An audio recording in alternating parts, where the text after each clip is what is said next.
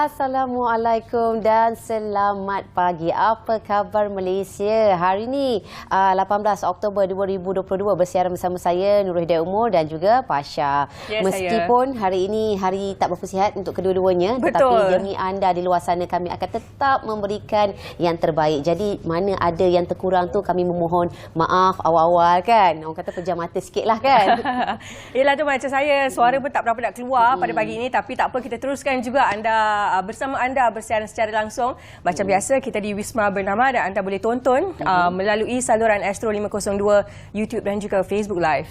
Dan Pasha, memandangkan kita tak sihat, mungkin dapat kita kongsikan tips lah untuk memberikan kesihatan yang lebih baik lagi untuk badan kita, di mana khasiat lemon dan juga madu. Okey, tak dapat dinafikan. Antara khasiatnya ya, ia merupakan selain daripada minuman yang kaya dengan sumber-sumber untuk detox, untuk menyah toksik di dalam badan. Sebenarnya lemon dan madu ini juga sangat baik untuk mereka yang mengalami batuk-batuk ataupun untuk meningkatkan kadar imun sistem di dalam badan, kerana lemon ini kaya dengan khasiat semula jadi yang baik untuk pencernaan dan merupakan satu medium pembersihan kepada usus besar. Begitu juga madu apabila digabungkan. Dan sekiranya anda mengalami batuk-batuk ataupun mengalami kelesuan badan, apa kata secangkir pada awal pagi tu anda ambil air suam, perahan lemon dan juga madu merupakan kombinasi yang terbaik untuk memberikan memberikan kesihatan yang terbaik dalam sistem imun badan kita dan memberikan booster yang terbaik untuk hari anda. Kalau tak percaya, apa kata kita cuba. Dan dengan mengamalkan hari-hari dia kata dapat mengurangkan simptom long COVID. Itu pastinya. Betul lah tu, saya dah bergelas-gelas dah saya minum daripada minggu lepas lagi. Itu yang terbaiknya. Okey, dan kita nak kongsikan mengenai berita yang dapat kita pada hari ini di mana 3 negeri bubar DUN PRN serentak PRU 15 ini yang kita nak kongsikan. Antaranya adalah Pahang, Perlis dan Perak kini sah akan mengadakan pilihan raya negeri PRN masing-masing serentak dengan peringkat parlimen dan pilihan raya umum ke-15 susulan pembubaran parlimen ke-14 berkuat kuasa pada 10 Oktober. Dan ini berikutan langkah Pahang dan Perlis yang membubarkan Dewan Undangan Negeri masing-masing pada 14 Oktober lepas dan Perak pada semalam, sekaligus membolehkan pilihan raya bagi kerusi DUN dan parlimen dilaksanakan serentak ataupun sekali. Ketika Perdana Menteri Datuk Seri Ismail Sabri Yaakob mengumumkan pembubaran parlimen ke-14, beliau turut mengesyorkan negeri-negeri kecuali Sabah, Sarawak, Melaka dan Johor untuk membubarkan DUN masing-masing bagi membolehkan PRN dan juga parlimen diadakan serentak.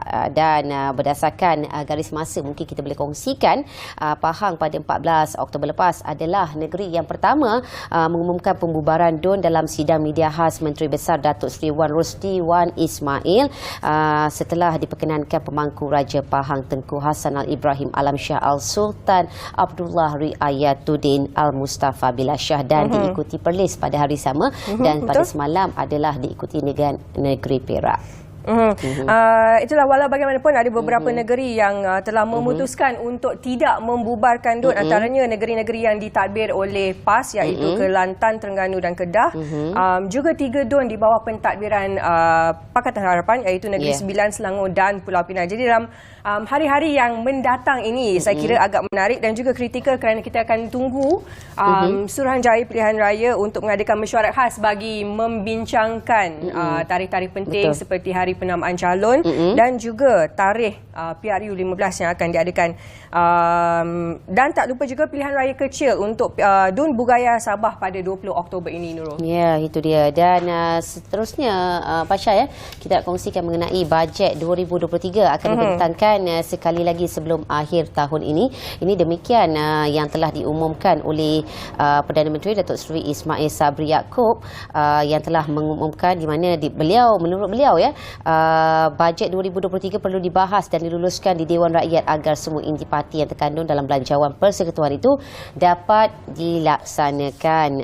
Dan sebelum ini dah umumkan bajet macam-macam yang telah pun diusulkan ataupun yang ingin diberikan kepada rakyat, dan tetapi belum diluluskan lagi bajet 2023 ini. Dan dalam pada itu Ismail Sabri berjanji akan melaksanakan segala inisiatif dalam bajet 2023 jika terus diberi mandat kandidat sebagai Perdana Menteri pada pilihan raya umum ke-15. Itu dia. Jadi kita sebenarnya menunggu-nunggu tarikh-tarikh penting yang akan diumumkan dan juga PRU yang akan datang ni. Disarankan kepada anda semua di luar sana untuk meriksa. Kerana kita semua sudah pun didaftar secara automatik sebagai pengundi. Jadi cuma kena cek di manakah tempat kita mengundi nanti. Betul, itu yang pastinya ya, untuk mengelakkan daripada sebarang ketidakinginan berlaku dan laksanakan tanggungjawab anda sebagai pengundi. Itu yang pastinya. Dan seperti biasa kita nak lihat keadaan cuaca hari ini, Pasha, bagaimana mendung ke atau sebaliknya ke? Itulah cuaca kan hari ini kurang menentu, sekejap hujan, sekejap panas, ribut dan sebagainya. Jadi kita tengok dulu ramalan cuaca yang telah disediakan dan seterusnya ke bilik berita bersama rakan kami di sana. Silakan.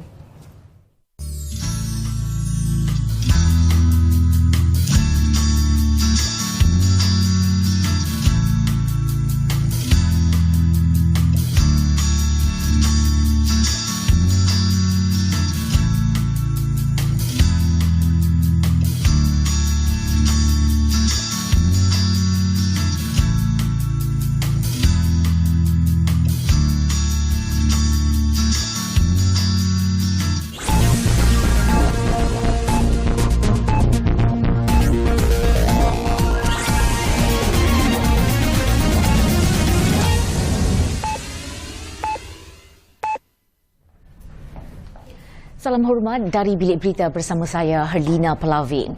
Suruhanjaya Pilihan Raya sudah menerima surat pemakluman berhubung pembubaran Dewan Undangan Negeri ke-14 bagi 3 negeri daripada Speaker DUN yang terlibat. Setiausaha SPR, Dato' Ikmaluddin Ishak berkata pihaknya menerima surat pemakluman itu dari Pahang dan Perlis pada 14 Oktober lepas, manakala Perak semalam. Sehubungan itu, penetapan tarikh-tarikh penting pilihan raya bagi Pahang, Perlis dan Perak akan dibincangkan serentak dalam mesyuarat khas SPR yang akan diadakan pada 20 Oktober. Pahang dan Perlis merupakan 2 negeri terawal membubarkan DUN masing-masing susulan pengumuman pembubaran Parlimen oleh Perdana Menteri pada Isnin lalu bagi memberi laluan kepada pilihan raya umum ke-15. Di Pahang, sebanyak 42 kerusi DUN akan dipertanding, manakala Perlis melibatkan 15 kerusi dan Perak mempunyai 59 kerusi. Menteri Pendidikan Datuk Dr. Razzie Jidin sudah mengarahkan ketua setiausahanya untuk membuat laporan segera kepada Suruhanjaya Pencegahan Rasuah Malaysia supaya siasatan terhadap dakwaan Zaharin Yassin dilaksanakan segera supaya SPRM dapat menyiasat penyelewengan membabitkan kontrak bekalan makanan bermasak serta pembersihan bangunan dan kawasan di bawah KPM. Video berdurasi 2 minit 43 saat yang dimuat naik Zaharin pada Isnin ada menyebut nama Datuk Razzie dan Ketua Setiausaha Kementerian Pendidikan Datuk Yusran Shah Muhammad Yusof. Justru tindakan bagi membuat laporan segera kepada SPRM perlu dilaksanakan secepat mungkin. Datuk Razzie turut berharap agar Zaharin dapat menyampaikan maklumat yang diterima beliau kepada SPRM. Kementerian Kesihatan akan membuka pendaftaran bagi ubat berasaskan kanabis jika terdapat bukti kukuh bahan itu boleh digunakan kepada pesakit dengan selamat dan berkesan dalam merawat pesakit. Menteri Kesihatan Khairi Jamaluddin berkata, Pusat Penyelidikan Klinikal ICR di bawah Institut Kesihatan Kebangsaan sedang mengadakan semakan bersama pakar terutamanya dalam bidang ekologi dan rawatan paliatif. Sekiranya kita dapati selepas ICR selesai proses semakan ini dengan pakar-pakar bahawa untuk indikasi yang tertentu memang ada bukti yang kukuh yang menunjukkan bahawa cannabis boleh digunakan dan ia selamat dan berkesan, maka kita boleh buka untuk pendaftaran bagi indikasi yang tertentu. Beliau berkata demikian pada sidang media selepas mengadakan lawatan ke Pusat Kardiologi Hospital Serdang pada Isnin. Jelas Khairi adalah penting untuk memastikan pakar tempatan berpuas hati bahawa cannabis memang boleh digunakan untuk kondisi tertentu. Sebelum ini, media melaporkan kerajaan akan memutuskan pendirian berhubung penggunaan cannabis dalam bidang perubatan sebelum akhir tahun ini. Kegiatan dua lelaki yang menyewa rumah inap desa di Kajang untuk dijadikan stor simpanan dadah terbongkar apabila premis itu diserbu polis pada 13 Oktober lepas yang membawa kepada penemuan dadah bernilai 2.5 juta ringgit. Ketua Polis Kuala Lumpur, Dato' Azmi Abu Kasim berkata, penahanan seorang lelaki berusia 37 tahun di sebuah restoran di Desa Sri Hatamas di Ibu Negara kemudiannya membawa kepada tangkapan seorang lelaki berumur 38 tahun di hadapan pos pengawal Taman Perumahan di Bandar Damai Perdana, Kajang. Menurut Dato' Azmi, hasil penahanan itu, polis menyerbu sebuah unit kediaman inap desa di Bandar Damai Perdana yang menempatkan 206 bungkusan teh Cina mengandungi syabu seberat 213 kg dan 112,000 pil Eramin 5 seberat 33 kg bernilai 2.5 juta ringgit. Sindiket berkenaan menjadikan inap desa tersebut sebagai stor simpanan dadah selama 2 bulan yang disewa pada harga RM280 sehari. Kes disiasat mengikut Seksyen 39B Akta Dadah Berbahaya 1952. Sekian dari Bilik Berita, salam keluarga Malaysia.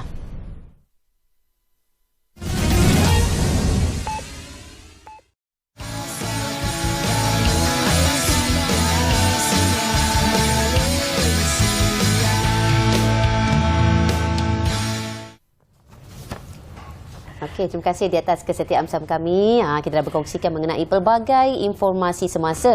Dan hari ini kita akan membawakan satu topik yang begitu menarik sekali. Kehidupan yang kita rasa nampak mudah sebenarnya dalam kehidupan kita, tetapi merupakan satu penyakit yang berbahaya dan akan membawa maut sekiranya tidak dijaga, tidak diambil berat ataupun kita sentiasa mengambil sikap ambil mudah. Betul. Tapi bukan itu saja, Nurul. Sebenarnya penyakit ini kerap berlaku di kalangan masyarakat kita terutamanya. Satu penyakit yang orang kira hanya terjadi kepada orang-orang tua ataupun yang berat badan yang berlebihan, tapi sebenarnya golongan muda pun mula banyak menghidapi penyakit ini. Ya, lebih membimbangkan ya, kanak-kanak juga tidak terkecuali dan mendapat laporan bahawa kes membabitkan diabetik ataupun kencing manis dalam bahasa yang mudah untuk difahami bahasa kita telah pun berleluasa di kalangan masyarakat tidak mengira jenis umur. Dan hari ini kita nak bincangkan mengenai bahaya diabetes apabila menyerang, dan seperti biasa Pasha kita membawakan seorang tetamu yang pakar mengenainya, iaitu Profesor Datuk Dr. Ikram Shah Ismail, merupakan pakar diabetes ataupun endokrinologi. Assalamualaikum doktor, apa khabar? Selamat datang. Terima kasih. Okey doktor, seperti mana Pasha telah pun berkata di awal siaran tadi bahawa diabetes ini bukanlah satu penyakit yang kita klasifikasikan kepada golongan tertentu sahaja layak mendapat, ataupun orang kata dah berumur itu adalah merupakan penyakit disebabkan gaya hidup yang tidak sihat, tetapi ketika ini diabetes juga turut dialami oleh kanak-kanak. Dan mungkin doktor boleh kupaskan mengenai diabetes yang sebenarnya, bagaimana pemahaman diabetes? Okey. Sebenarnya diabetes ini ada dua jenis. Yang selalu mengakibatkan kanak-kanak ialah dipanggil jenis type 1, jenis 1. Ini diabetes yang memerlukan injection insulin. Tetapi yang kebanyakannya yang mengidap diabetes adalah jenis 2, type 2. Dan ini biasanya melibatkan dewasa lah. Dulu dalam 30-40 tahun dulu memang penyakit ini hanya melibatkan pesakit yang berumur lebih daripada 40-50 tahun. Tapi sekarang kita sudah lihat lebih ramai lagi kanak-kanak, remaja yang mengidap penyakit diabetes type 2 ini. Kadang-kadang sampai umur 20 tahun pun sudah ada yang mengidap penyakit diabetes type 2. Tapi kebanyakannya yang dewasa lah. selepas kita berumur, dia kemungkinan mendapat diabetes akan lebih tinggi lah.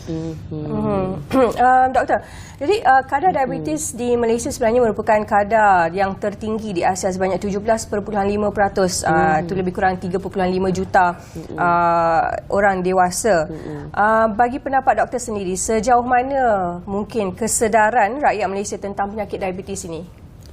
Okey, kesedaran mengenai diabetes ni mengikut kajian yang dilakukan oleh Kementerian Kesihatan, kesedaran memang tinggi sebab kempen yang telah dijalankan oleh Kementerian Kesihatan setiap tahun cuba meningkatkan kesedaran. Tetapi malangnya walaupun kesedaran tinggi, praktiknya tidak ada. Walaupun kita tahu kita perlu bersenam, tapi masih ramai lagi yang tidak bersenam atau tidak dapat mencari masa untuk bersenam. Dan cara pemakanan pun kita tahu kita kena makan lebih buah-buahan, kurangkan gula dan sebagainya. Tapi kalau kita tengok dekat-dekat restoran, memang yang banyaknya makan nasi satu pinggan penuh. Ya, itu belum lagi masuk bukannya suku. menu hipster, Doktor. Betul. So itulah. Okey. Dan doktor, seperti yang kita kongsikan tadi bak kata doktor, pesakit diabetik terbahagi kepada kategori 1 dan 2, iaitu ada yang kanak-kanak juga turut mengalaminya. Dan kita nak tahu juga bagaimanakah kanak-kanak boleh mengalami diabetik? Adakah diabetik ini juga boleh diwarisi ataupun bagaimana caranya?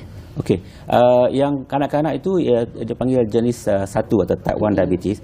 Jenis ini biasanya kanak-kanak itu mewarisi risiko untuk mendapat diabetes, tetapi yang trigger diabetes itu adalah suatu luaran, biasanya virus infection ataupun exposure kepada chemical dan sebagainya. Dan ia boleh berlaku sejurus selepas lahir, kadang-kadang 1 minggu selepas lahir sudah ada yang mendapat diabetes ini. Dan ini disebabkan oleh sesuatu agen luaran itu yang telah memusnahkan pankreas tadi. Jadi mereka memerlukan suntikan insulin. Sementara yang type itu adalah yang di mana terdapat resistance kepada insulin ataupun juga kekurangan insulin. Ini biasanya diwarisi. Jika seseorang itu mempunyai ibu atau bapa yang telah mengidap diabetes, kemungkinan besar dia pun akan mendapat diabetes juga di kemudian hari. Dan jika dia tidak menjaga exercise, lifestyle sebagainya, dia mungkin mendapat diabetes itu lebih awal daripada ibu bapanya. So kalau ibu bapanya mendapat diabetes umur 50 tahun, mungkin dia akan dapat lebih awal. Dalam 30 tahun pun sudah mula mendapat diabetes. Jadi untuk mengelakkan, dia perlulah menjaga cara hidup yang sihat, bersenam, menjaga makan seperti yang dinasihatkan oleh Kementerian Kesihatan. Doktor, untuk diabetes type 1 atau diabetes kanak-kanak, adakah ia satu keadaan di mana ia akan berlanjutan seumur hidup ataupun boleh pulih daripada diabetes type 1? Okey, diabetes biasanya tidak boleh pulih, especially type 1 di mana pankreasnya telah dimusnahkan oleh ejen-ejen luaran seperti virus dan sebagainya. Jadi bila pankreas telah dimusnahkan, kanak-kanak itu perlu suntikan insulin untuk survive seumur hidupnya. Agak menyedihkan di situ ya. Dan kalau sebenarnya doktor, bagaimanakah tanda-tanda awal untuk kita mengenali bahawa seseorang itu telah pun menghidap diabetik? Okey, kalau kita bincang pasal type 2 diabetes, type 2 diabetes memang the silent. Dia tidak timbul sampai beberapa tahun. Kadang-kadang pesakit itu datang berjumpa doktor kerana komplikasi diabetes. Umpamanya mereka datang kerana mata mereka sudah rabun, dan bila doktor mata melihat, mereka dapat kesan diabetes dalam mata, dan bila cek darah memang gula sudah tinggi. Jadi kemungkinan mereka sudah mengalami diabetes mungkin sudah 5-6 tahun sebelum tu. Jadi kalau kita nak harapkan simptom sahaja, memang sudah terlambat. Simptom awal tu biasanya selalu dahaga, selalu kerap minum air. Tapi di Malaysia ini sebab cuaca panas, mereka anggapkan bila mereka terlalu banyak minum air, mereka sebab cuaca panas, mereka dahaga, mereka minum air. Sebenarnya mereka minum air itu sebab mereka terlalu banyak kencing. Disebabkan oleh penyakit diabetes ini, bila mereka terlalu banyak kencing, mereka akan rasa dahaga, mereka akan minum banyak air. bukan sebaliknya. Okey. Mereka ingat mereka banyak minum air, sebab itu banyak kencing. Itu dia sebenarnya kena ambil tahu, jangan ambil mudah ataupun rasa nak sedapkan hati. Kalau orang kita ni suka sedapkan hati, Pasha. Itu masalahnya. Dan doktor, adalah pemakanan, daripada segi pemakanan, bagaimanakah kita nak educate ataupun memberikan satu ilmu pemakanan yang sihat untuk kehidupan seharian kita? Saya selalu menasihatkan pesakit saya untuk mengamalkan konsep yang dicadangkan oleh Kementerian Kesihatan, iaitu suku-suku separuh. Semua orang sudah tahu mengenai ini, tapi nak mengamalkannya susah sikit. Maknanya kalau pinggan tu kita bagi 4, satu suku pinggan tu untuk nasi, satu suku lagi untuk lauk, tetapi setengah tu mesti sayur dan buah-buahan. Kita biasanya makan satu pinggan penuh nasi, lauk sikit, buahan tak ada langsung. So kalau nak cara pemakanan yang sihat, itu yang paling senang lah. Senang nak ingat. Suku-suku separuh. Suku-suku separuh itu yang kita ingat. Tapi sebenarnya mungkin antara faktor-faktor lain lah yang boleh menyebabkan seseorang itu menghidap diabetes. Adakah faktor yang utama adalah dari segi pemakanan ataupun dari segi mungkin gaya hidup yang ialah kita tak bersenam, kita banyak duduk di pejabat, bekerja, stres, statik contohnya. Macam mana pandangan doktor? Okey. Punca utama diabetes adalah warisan, family history. Genetik, ya. Jadi jika kita sudah ada genetic background tu, macam keluarga kita sudah ada mengalami diabetes, kita perlu mengamalkan cara hidup sihat untuk mengelakkan diabetes daripada timbul lebih awal. Jadi untuk mengelakkan tu kena bersenam, jaga lifestyle, makan kena jaga, supaya diabetes tu kalau nak timbul pun bila umur sudah lanjut. Kadang-kadang kalau kita boleh lanjutkan lagi punca diabetes itu keluar dalam umur 70 tahun, 80 tahun, mungkin 60 tahun kita dah meninggal penyakit lain. Jadi dalam life jadi tak kena dapat diabetes lah dalam dia punya seumur hidup dia tu. Jadi itulah kita akan cuba tu. Jadi kalau kita tak jaga, kita dah ada family history, kita tak jaga, tak bersenam, kita akan dapat diabetes lebih awal. Umur 30 tahun kita mungkin dah dapat diabetes. Sedangkan ibu bapa kita atau nenek kita dapat diabetes umur 60. Sebab mereka aktif, mereka kerja mungkin di sawah dan sebagainya. Jadi mereka lebih aktif. Kita balik kerja duduk depan TV, paling banyak saya pun jari saja yang menarik TV tu. Dan kebanyakan tabiat kita ialah bila kita nak park kereta, kita nak park depan-depan bangunan, tak nak park jauh sikit. Lepas tu daripada bangunan tu nak naik tingkat tu, naik lift sampai ke tempat yang kita tuju. So tak ada peluang untuk aktiviti, tak ada exercise. So memang dinasihatkan kalau boleh park jauh sikit supaya ada peluang untuk berjalan. Lepas tu kalau naik bangunan tinggi tu, naik tingkat 5 tingkat sebelum sampai keluar lift, jalan naik tangga. At least adalah aktiviti sikit. Baik. Kalau Dan kita tak boleh bermalas-malasan lah sebenarnya dulu. Lepas ni kita akan naik sampai tingkat 5, daripada 5 sampai 9 kita naik tangga. Lepas ni habis ni tamat siaran, terus turun boleh naik, kita tak tahu lagi. Okey, itu dia semangat yang baru meniup ketika ini kan, untuk mengamalkan gaya hidup yang sihat. Ini tidak boleh diamalkan dalam satu hari sahaja untuk menghilangkan risiko diabetik. Tetapi doktor, kita nak ketahui lebih lanjut antara pemakanan yang kaya dengan kandungan gula tetapi sebenarnya ianya tidak disedari oleh kita. Apakah antara menu tersebut ataupun makanan tersebut? Biasanya kita anggap gula itu dalam benda-benda yang manis sahaja. Tapi sebenarnya karbohidrat yang kita makan, nasi dan sebagainya, bila kita makan, dia akan bertukar menjadi gula dalam badan kita. So itu menyebabkan paras gula kita naik. So bukan sahaja gula yang kita patut elakkan, bilangan kalori pun kita patut ambil tahu jugalah. Jadi kita kena kurangkan nasi, kena kurangkan yang karbohidrat dan sebagainya. Saya cakap suku separuh itu ada cara yang paling baik untuk kita ingatlah. Kita lebihkan makan buah-buahan dan sayur-sayuran kerana ia lebih tinggi serat dia dan kalorinya pun tak berapa tinggi. Jadi bila kita makan pun dia punya penyerapan tu pun berkurangan sebab dia punya serat tu tinggi. So itulah walaupun benda tu tak manis, tapi bila karbohidrat tinggi dia akan menjadi gula dalam badan kita. Itu yang kadang-kadang orang tertanya doktor tu ya, kata saya dah tak makan gula dah ni, tapi tak faham kenapa bacaan makan nasi banyak, makan mie dan sebagainya. Itu mungkin antara satu benda yang kita tak kurang sedar. Kita ambil mudah ya mengenainya. Dan sama-sama sama-samalah kita tingkatkan penggayaan hidup yang sihat mulai hari ini, mulai ketika ini. Dan kita akan berhenti rehat seketika dan akan kembali selepas ini pastinya dengan kupasan yang lebih banyak lagi.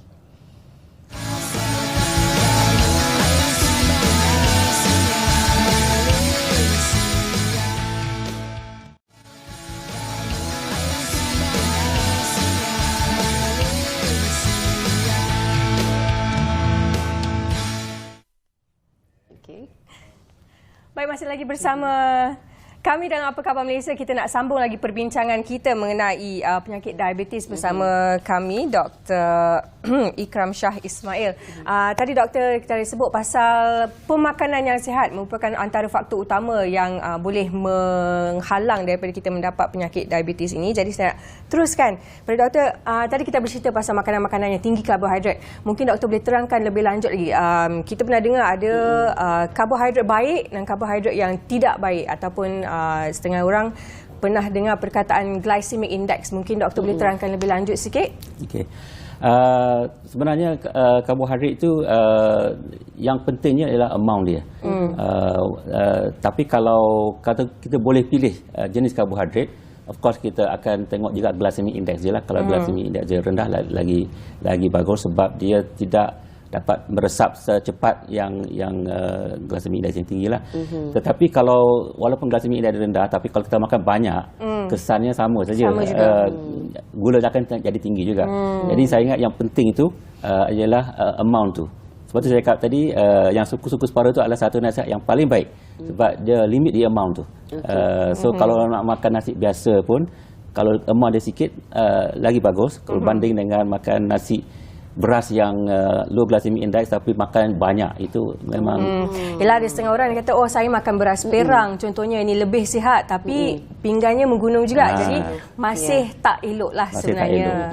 Baik, doktor. Sekarang kita nak tahu juga mengenai gula-gula tiruan yang menggantikan gula sebenar yang ada di pasaran. Sejauh manakah keberkesanannya dapat mengawal diabetik ini? Adakah ianya terbukti baik ataupun bagaimana? Okey, sekarang banyak jenis gula tiruan yang terdapat di pasaran. Dia memang dapat membantu, sebab kadang-kadang mahu rasa manis tu memang susah nak disingkirkan. Tetapi kebanyakan daripada ini bukannya tak ada kesan sampingan. Setengah-setengah sudah ditarik daripada pasaran kerana ada sampingannya. Dan setengah-setengah daripada produk ini dikatakan sekarang ada kajian menunjukkan dia ada kesan kepada gut flora yang boleh memberi kesan kepada penyakit diabetes. Jadi nasihat saya, kalau ada orang yang bertanya macam itu, saya nasihatkan hanya kalau boleh cuba elakkan gula, sebab kemahuan atau keinginan pada gula ini adalah satu tabiat, macam juga merokok. Jika kita berhenti daripada mengambil gula, insya-Allah dalam 2-3 bulan lepas itu kita tidak mahu lagi gula. Dan jika kita tambah gula dalam minuman masa waktu itu, pesakit itu akan rasa macam lawyer, semacam tak mahu gula lagi.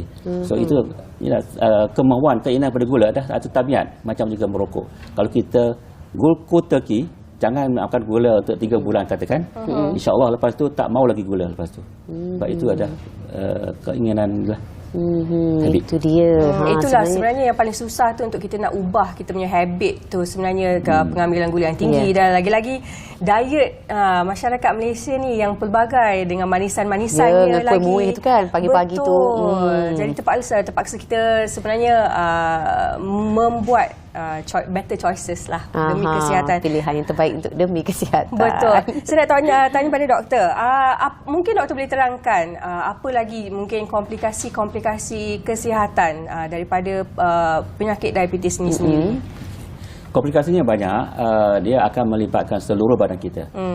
Yang utama sekali bila saya berjumpa pesakit diabetes, yang mereka akan tanya ialah sama ada buah pinggang mereka okey atau tidak. Kerana buah pinggang itulah salah satu daripada organ yang akan terlibat dalam penyakit diabetes. Dan jika tak dikawal, dia akan menjadi lebih teruk dan mungkin memerlukan dialisis. Itu yang mereka paling takut. Tetapi banyak lagi organ yang terlibat. Mata umpamanya, kalau jika tidak dia akan boleh buat kepada buta overnight, kadang-kadang berlaku. Organ lain yang terlibat ialah macam hati. Hati sekarang telah dipastikan sebagai salah satu organ yang terlibat dalam diabetes, dan jika kita tidak jaga, dia akan menjadi fatty liver dan seterusnya akan menjadi cirrhosis dan menjadi liver failure. Salah satu perkara complication yang agak berbahaya jugalah untuk sakit diabetes. Jadi secara keseluruhannya diabetes akan melibatkan seluruh organ kita. Jantung boleh terlibat, kalau kita tak jaga stroke. Kaki kalau tak dijaga mungkin boleh kena potong sebab gangrene dan sebagainya. Jadi penting untuk kita mengelakkan, pertama sekali elakkan dapat diabetes tu. Jadi jika kita ada kaum keluarga yang ada diabetes, kita digalakkan untuk pergi pemeriksaan screening regularly, mungkin sekali tahun. Kalau dapat kesan diabetes, dapatkan rawatan awal. Dan jika kita ada diabetes, kita perlu menjaga diabetes itu untuk mengelakkan dan timbulnya komplikasi itu sendiri. Jadi kita kena jaga blood pressure, kena jaga glukos supaya tidak ada kerosakan buah pinggang, tidak ada kerosakan mata, kerosakan hati, kerosakan jantung dan juga kaki. Itu dia, sekadar ini adalah rawatan yang terbaik untuk mengelak ataupun nak kontrol diabetik itu adalah dengan mengawal pemakanan kita. Doktor nak tahu juga mengenai yang ada di pasaran ketika ini. Banyak produk yang mereka claim mengatakan bahawa produk ini dapat menghilangkan diabetik, dapat kontrol, mengurangkan kandungan gula dalam darah. Dan bagaimana keberkesanan produk ini terhadap kesihatan mereka itu, doktor? Mungkin doktor boleh terangkan dengan lebih lanjut lagi. Okey, banyak produk yang claim macam tu, tetapi mereka ini biasanya tidak ada kajian yang menyeluruh lah mengenai produk-produk ini. Kita tak tahu kesan dia dan kita tak tahu dia punya side effect dia. Dan kebanyakannya kadang-kadang produk-produk ini mengandungi ubat diabetes yang telah digunakan. Tapi biasanya ubat-ubat yang murah-murah lah dia akan masukkan. Memanglah bila pakai itu gula akan turun, tetapi kesan sampingannya kita tak tahu. Jadi lebih baiklah kita menggunakan ubat-ubat yang telah dikaji dengan mendalamnya, yang akan diberikan oleh doktor-doktor yang merawat diabetes itu. Itu dia. Janganlah mudah terpedaya dengan pelbagai pengiklanan, dan mereka di luar sana pun seharusnya lebih beretika dalam menjual sesuatu produk itu. Lebih-lebih lagi kalau ubat-ubatan itu sebenarnya bukan daripada pakar ataupun bukan daripada doktor. Betul. Dan tidak diiktiraf oleh KKM sendiri. Doktor, saya nak sentuh sikit berkenaan gestational diabetes ataupun diabetes ketika hamil. Mungkin ada ramai di antara golongan ibu-ibu di luar sana yang pernah mengalami gestational diabetes ni. Mungkin doktor boleh terangkan kenapa ia berlaku, dan mungkin apakah kesan terhadap kehamilan dan juga bayi yang belum akan lahir itu. Itu soalan besar tu. Okey, gestational diabetes adalah keadaan di mana wanita itu mengalami diabetes semasa hamil. Maknanya sebelum hamil dia tidak mengalami diabetes. Dan biasanya mereka ini adalah mereka yang mempunyai risiko untuk diabetes. Rupanya mereka ada sejarah keluarga untuk mendapat diabetes. Dan bila mereka hamil, keadaan badan mereka akan cuba untuk melindungi bayi tersebut, dan ini menyebabkan certain hormon itu menjadi tinggi, dan ini menyebabkan kesan insulin itu berkurangan. Jadi bila dia telah bersalin, bila plasenta telah dikeluarkan, keadaan akan balik kepada asal. Jadi diabetes akan dikira hilanglah selepas bersalin. Tetapi walaupun mereka sudah tidak mengalami diabetes selepas bersalin, risiko untuk mendapat diabetes adalah tinggi.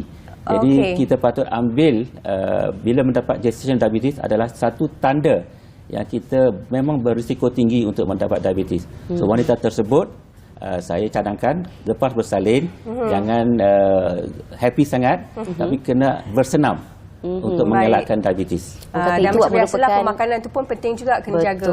Dan itu merupakan satu tanda bahawa badan anda bukan lagi dalam keadaan yang berjaga-jaga. Dan doktor, kita nak tahu mengenai khasiat ubat-ubatan ataupun herba khasnya seperti misai kucing yang diamalkan oleh orang Melayu khasnya untuk mengelakkan ataupun nak mengurangkan diabetik, di mana rendaman air tersebut diamalkan secara berkala. Adakah sejauh mana keberkesanannya terhadap kesihatan? Okey, sebenarnya telah banyak kajian telah dilakukan. Saya pun juga terlibat dalam beberapa kajian mengenai ubat tradisional. memang ada kesan dia. Tetapi kita biasanya kajian ini tidak dapat go forward lebih daripada isolating chemical yang menyebabkan gula itu turun. Mungkin kalau kita buat kajian lanjut, mungkin kita dapat isolate bahan kimia tadi yang dapat menurunkan paras gula tadi. Tapi setakat ini belum ada lagi yang dapat diisolatkan. Dan cuba kos untuk kajian tersebut memang amat tinggi lah. Hanya mampu dijalankan oleh farma-farma yang besar-besar lah. Jadi saya tidak dismiss completely produk herbal ini. Cuma kita perlu berhati-hati lah. Sebab satu, kita tak tahu dos dia berapa. Kita tak tahu apa kesan sampingan dia. Sama ada mungkin kesan sampingan dia boleh efek buah pinggang di kemudian hari, kita tak tahu. Jadi saya rasa kalau ada diabetes, lebih baik kita stick kepada ubat yang kita tahu, yang telah dibuat kajian secara mendalam, apa kesan dia, apa kesan sampingan dia dalam 10 tahun, 20 tahun kemudian, dan apa benefit dia kita dapat tahu. So saya rasa lebih baik kita stick kepada ubat-ubat yang telah di-establish lah sebagai rawatan untuk diabetes. Itu dia. Baik, penerangan yang amat mendalam daripada Profesor Dr. Ikram Shah Ismail, pakar diabetes. Terima kasih kami ucapkan kerana sudi bersama kami untuk membincangkan topik diabetes ni. Rasanya memang penting sangat-sangat untuk masyarakat kita lebih peka dan juga cakna dengan kesihatan diri, dan juga yang paling penting seperti doktor katakan tadi, amalkanlah pemakanan yang sihat, suku-suku separuh. Itu yang pastinya ya. Dan yang paling penting, mulakan ketika ini dengan mengamalkan gaya hidup yang lebih sihat. Jangan nak parking kereta depan bangunan, lepas ni kita exercise. Dan apa pun kita akan berhenti rehat seketika. Kita nak, sebelum tu kita nak dapatkan, nak lihat dahulu VT mengenai perkhidmatan pengangkutan yang lancar di Penang Central tidak lama lagi. Dan pastinya kita akan bersama dengan wartawan bernama Pulau Pinang, Farhana Poniman, ada laporannya. Silakan.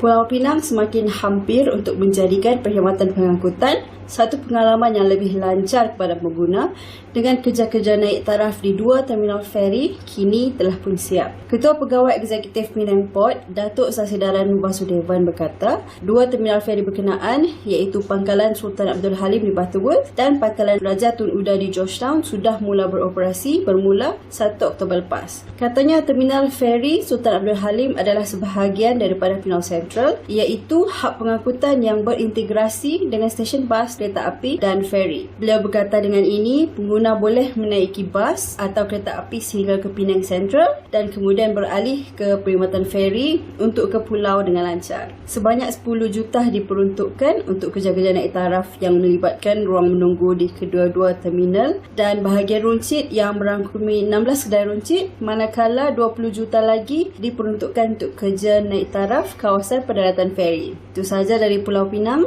kembali ke studio.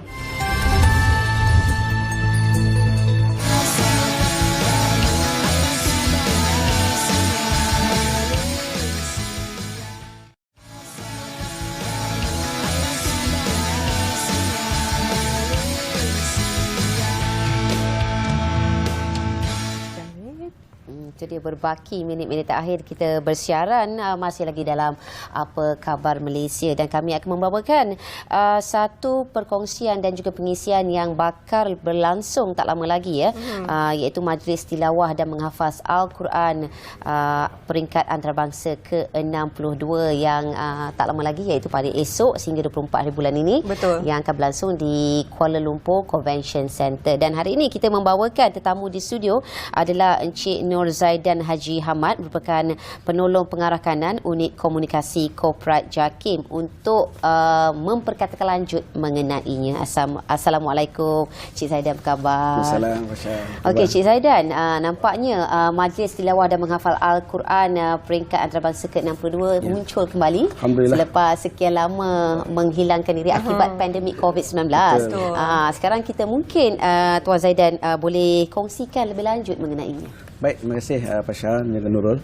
Alhamdulillah tahun ini kita dapat kembali kepada sebelum ini, maknanya kita dapat kembali mengadakan Majlis Tilawah dan Menghafaz Al-Quran peringkat antarabangsa kali ke-62 bagi tahun 2022 1444 Hijri secara fizikal.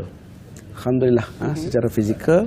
Dan kita akan laksana pada tahun ini di KLCC, insya-Allah mulai pada esok 19 hari bulan sehinggalah ke 24 hari bulan. Lebih kurang 6 hari lah. So semua peserta dari luar negara sudah pun berada di negara kita, dan mereka akan mempersembahkan lah mulai daripada malam esok insya-Allah, dan berlangsung sehingga 24 hari bulan. Dan kita juga bersyukur kerana Kebahaduli Yang Maha Mulia Sri Paduka Baginda Pertuan Agong bersama Kebahaduli Yang Maha Mulia Raja Permaisuri Agong telah berkenan untuk berangkat bagi menyempurnakan penyampaian hadiah yang berlaku pada malam penutup nanti pada 24 hari bulan. Jadi alhamdulillah lah, insya-Allah. Alhamdulillah.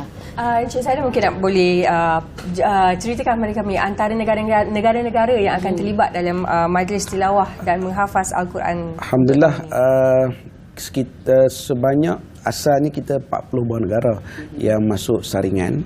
Sebab kita tilawah antarabangsa ni kita buat saringan. Lebih kurang 64 orang peserta saringan, dan alhamdulillah daripada jumlah tersebut sebanyak 28 negara telah melepasi saringan daripada itu, dan 36 orang peserta yang akan melalui pertandingan tersebut. Dan negara-negara itu seperti biasalah, negara-negara Islam yang ada di seluruh dunia pada hari ini. Seperti kalau di Nusantara kita Brunei, Indonesia, Malaysia, dan yang terbaru yang join tilawah iaitu Afghanistan dan juga Jordan. Sebelum ni mereka terlibat dalam hafazan saja, tapi tahun ni mereka join untuk tilawah. Jadi negara-negara itu seperti mana biasalah. Cik Zaidah nak tahu juga antara negara-negara yang dikatakan bakal memberikan persaingan sengit dalam pertandingan. Dia biasanya negara-negara yang kata apa sama ada negara Asia, negara ASEAN ni, ataupun negara-negara Arab lah. Kerana mereka bahasa Arab tu bukan bahasa harian mereka. Tapi tak dapat nafikan juga kadang-kadang negara-negara lain pun dia boleh saja muncul sebagai pesaing. Jadi kadang-kadang orang kata apa, kita tak boleh jangka juga. Sebab dia berasal pada latihan peserta yang terpilih pada tahun itu. Sebab negara ni dia akan buat dia punya saringan dia. Dia akan buat pertandingan dia, peringkat dia macam kita pun. Yang akan menyertai negara kita tahun ini adalah mereka yang Johan Qori dan Qariah yang kebangsaan baru ni, yang kita buat di Johor baru ni. So Johan itu di peringkat negara kita akan mewakili negara. Jadi persiapan itu dibuat mengikut negara masing-masing. Jadi penampilan kita tengok pada hari kejadian itu baru jadi kadang-kadang. Dia kadang-kadang sokongan daripada penonton, banyak faktor. Malaysia pun kadang-kadang menang, kadang-kadang tidak menang juga. Tak semestinya kita luar tuan rumah boleh menang. Banyak faktor-faktor yang membantu kepada kecemerlangan Qori dan Qariah ni dalam membuat persembahan lah. Okey, itu dia ya. Dan kita nak tahu juga kali ini bagaimanakah penghakiman Majlis Tilawah dan menghafal Al-Quran peringkat antarabangsa ke-62 untuk kali ini. Baik, alhamdulillah di sudut penghakiman, kerana ini merupakan event antarabangsa. Dan suka saya nyatakan di sini Malaysia juga pernah mendapat pengiktirafan pada 2016 oleh negara Kuwait. Kuwait pernah menganjurkan satu pengiktirafan yang nama sebagai Kuwait International Prize of Holy Quran. Di Malaysia pada ketika itu 2016 itu telah diiktiraf sebagai negara yang terbaik dalam penganjuran tilawah antarabangsa. Jadi dalam aspek penghakiman, sebagai sebuah negara yang dah berpengalaman puluhan tahun dalam penganjuran program sebegini, kita memang punya satu sistem penghakiman yang sudah established lah. Dalam konteks tahun ini kita ada 16 orang hakim mengikut kepakaran masing-masing. Sebahagian kecilnya daripada Malaysia, sebahagiannya daripada luar. Jadi mereka ni akan menjalankan peranan seperti mana sebelum ni juga. Dilantik sebagai hakim yang mahir dalam bidang-bidang masing-masing. Dan mereka akan menjalankan penghakiman dengan penuh integriti lah. Contohnya mereka tidak akan berada di lokasi ruang peserta membaca Quran. Kalau mereka akan berada di bilik berasingan, mereka tidak nampak, mereka tidak tahu siapa yang baca pada malam tersebut. Jadi kalau secara koinsiden pemalam itu peserta negara dia pun tidak tahu. Kita cuba sedaya upaya integriti itu kita pertahankan dulu lagi lah. Jadi walaupun malam tu Malaysia baca, integriti yang ada adalah kita pertahankan. Hakim Malaysia tak akan tahu malam tu baca daripada Sultan Malaysia. Dan kalau tertahu pun tidak ada apa-apa boleh buat, kerana perhakiman itu melibatkan 16 orang hakim yang kesemuanya akan mendengar dengan masing-masing punya kepakaran. Jadi kalau kononnya kalau dia nak bagi lebih pada markah negara pun tidak ada efek, sebab kita punya sistem penghakiman itu sangat established, dan dia ada bidang-bidang dia lah, tajwid dan sebagainya. Maka dia akan menilai satu persatu. Jadi siapa yang boleh buat persembahan yang terbaik, dialah yang bakal menjuarai tilawah pada sama-sama tahun kita ini. nantikan. Betul, tu dah dari segi penilaian tu saya nak tahu sikit, mungkin Cik Zaidan boleh terangkan. Mesti dia ada teknikal Ya. dia. Jadi penilaian tu dari segi Kriteria. apa kriteria yang akan dihakimi? Antara aspeknya, pertama sekali dari sudut kelancaran pembacaan lah. Kalau tak lancar baca, macam mana nak dinilai cemerlang. Dia lancar di situ, disebut sebutannya, kan, betul bunyi hurufnya. Walaupun dia Malaysia, orang Melayu, tapi kena sebut bunyi yang sebenarnya. Walaupun dia orang England, tapi dia sebut bunyi yang sebenar. Walaupun dia orang mana pun. Itu satu. Yang kedua, di sudut tajwid. Di segi tajwid dia kena betul, dan juga lagu yang dipersembahkan, taranumnya contohnya, itu antara aspek-aspek yang dilihat lah. Selain daripada itu, tengok kepada penampilan dia, keyakinan diri dia lah. Kadang-kadang bila dia guguk dan sebagainya, itu dia akan efek juga persembahan dia walaupun dia bagus. Jadi banyak aspeknya yang perlu dipersiapkan oleh setiap peserta itu bagi menjanjikan persembahan daripada malam itu yang terbaik. Termasuklah juga aspek fizikal dia, pemakanan dia juga, kan? Kalau dia tak jaga, walaupun dia bagus semua aspek tadi, tiba-tiba malam tu suaranya ada masalah disebabkan oleh pemakanan dia pun dia boleh efek juga. Sebab banyak sekali aspek, dan dia orang memang jaga dalam aspek itu, dalam konteks itu, supaya mereka nak pastikan persembahan mereka yang terbaik lah. Sebab itulah kita adakan saringan.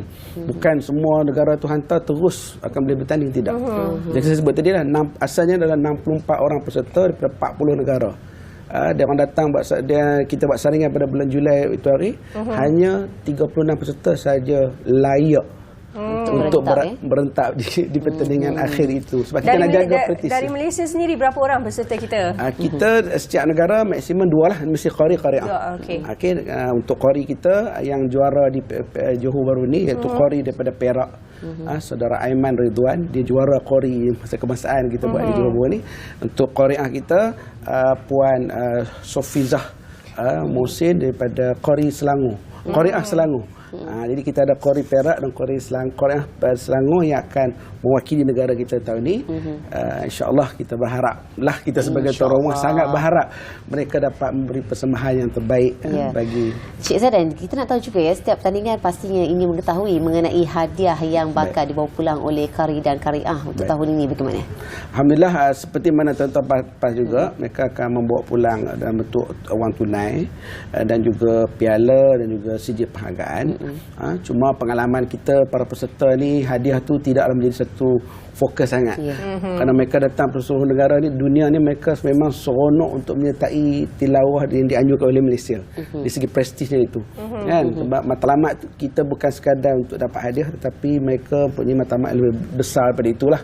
Nak sama-sama kita martabat Al-Quran dalam kehidupan kita, kan?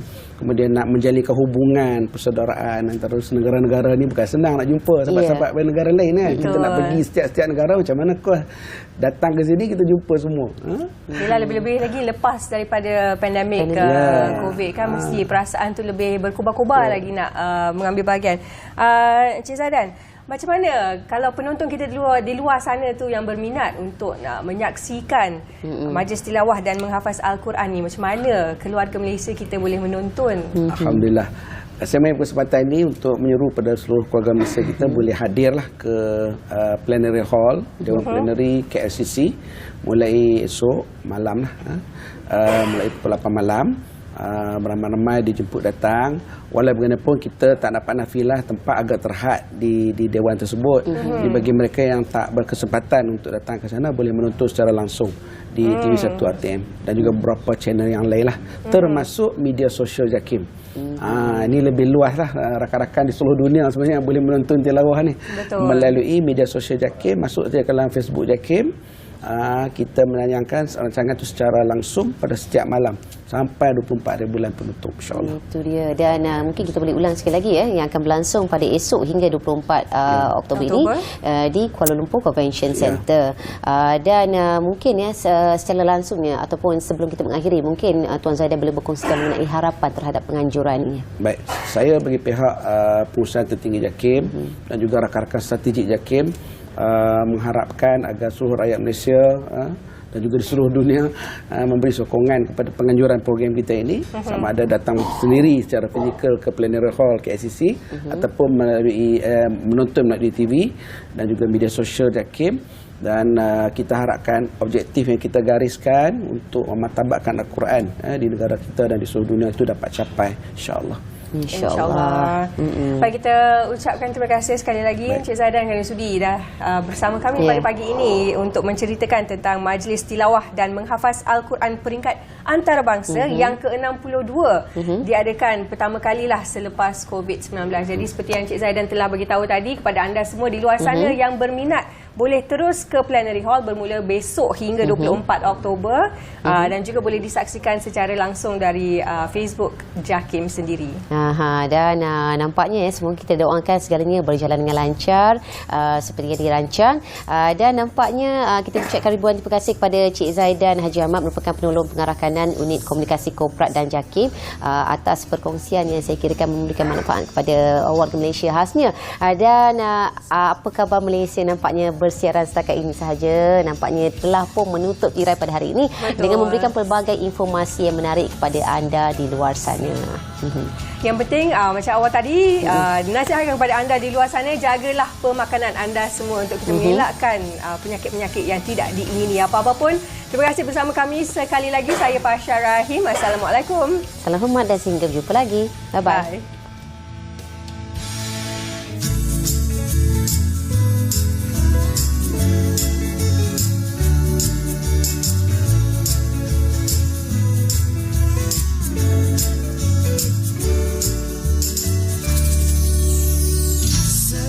Segar di pagi hari, terus bangkit yakin berdiri.